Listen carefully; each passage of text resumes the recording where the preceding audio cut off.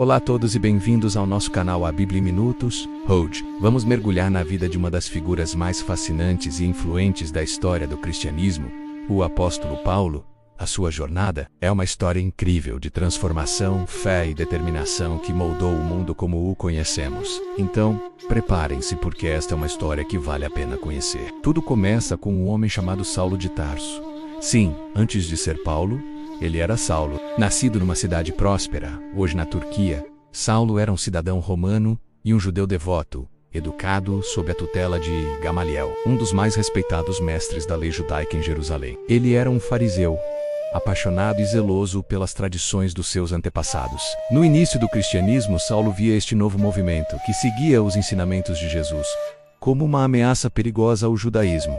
Ele não era apenas um opositor, era um perseguidor ativo. A Bíblia descreve-o como alguém que respirava ameaças e morte contra os discípulos do Senhor. Ele ia de casa em casa, arrastava homens e mulheres e lançava-os na prisão. A sua convicção era tão forte que ele acreditava estar a fazer a vontade de Deus ao tentar erradicar. Esta nova fé foi numa dessas missões de perseguição que tudo mudou. Saulo conseguiu cartas de autorização para ir a Damasco prender os cristãos de lá. Enquanto viajava, já perto da cidade, algo extraordinário aconteceu. Uma luz vinda do céu, mais brilhante que o sol do meio-dia, brilhou ao seu redor, derrubando-o por terra. Então ele ouviu uma voz que lhe perguntava: Saulo, Saulo, por que me persegues? Assustado, Saulo perguntou: Quem és tu, Senhor? A voz respondeu: Eu sou Jesus, a quem tu persegues. Levanta-te e entra na cidade, e lá te será dito o que deves fazer. Os homens que viajavam com ele ficaram sem palavras. Ouviam a voz, mas não viam ninguém. Quando Saulo se levantou, percebeu que estava cego. Os seus companheiros tiveram de guiar pela mão até Damasco.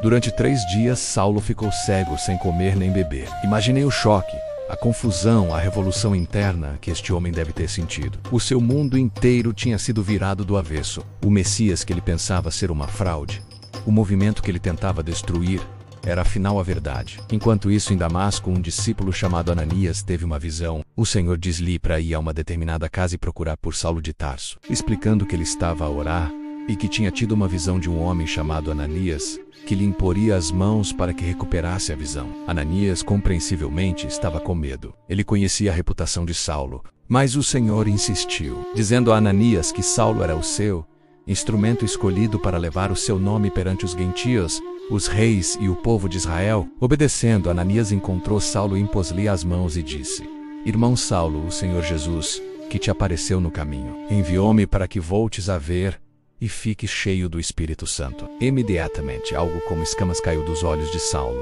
e ele recuperou a visão. Levantou-se, foi batizado e depois de comer recuperou as forças. A transformação foi radical e imediata. O perseguidor tornou-se o pregador. Saulo, que agora passaria a ser conhecido pelo seu nome romano, Paulo, começou a pregar nas sinagogas de Damasco, proclamando com ousadia que Jesus era o Filho de Deus. As pessoas ficavam espantadas. Não é este o homem que em Jerusalém perseguia os que invocavam este nome? Perguntavam eles. A sua conversão foi tão chocante que muitos de ambos os lados duvidaram dele no início. Mas a paixão que antes usava para perseguir, Paulo agora usava para proclamar o Evangelho. A sua vida tornou-se uma série de viagens missionárias que mudariam o curso da história. Acompanhado por companheiros como Barnabé, Silas e mais tarde Timóteo e Lucas, Paulo viajou por todo o Império Romano. Ele atravessou o Mediterrâneo, enfrentou tempestades, naufrágios, perigos de ladrões e a hostilidade de muitos. Ele fundou igrejas em cidades como Filipos,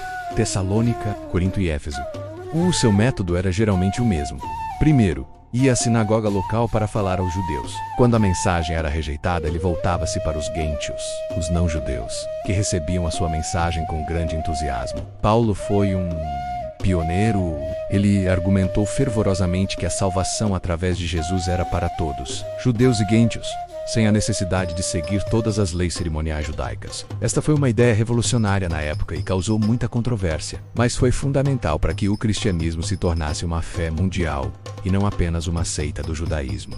A sua vida não foi fácil. Paulo foi preso várias vezes, açoitado, apedrejado e deixado como morto. Ele descreveu as suas dificuldades em detalhe: fome, sede, frio e o peso constante da preocupação com todas as igrejas que tinha fundado. No entanto, a sua fé nunca vacilou. Ele escreveu: posso todas as coisas naquele que me fortalece. É durante estas prisões que Paulo escreveu muitas das suas famosas cartas, ou epístolas, que compõem uma grande parte do Novo Testamento. Cartas aos Romanos, Coríntios, Gálatas, Efésios, Filipenses, entre outras. Nesses textos, ele desenvolveu uma teologia profunda, explicando conceitos como a graça, a fé, a justificação e a vida no Espírito. As suas palavras tornaram-se a base da doutrina cristã e continuam a inspirar e a guiar milhões de pessoas até hoje. A sua carta aos Romanos é considerada por muitos a sua obra-prima teológica. Aos Coríntios ele escreveu o famoso capítulo sobre o amor, dizendo que sem amor, de nada valem os dons e os sacrifícios.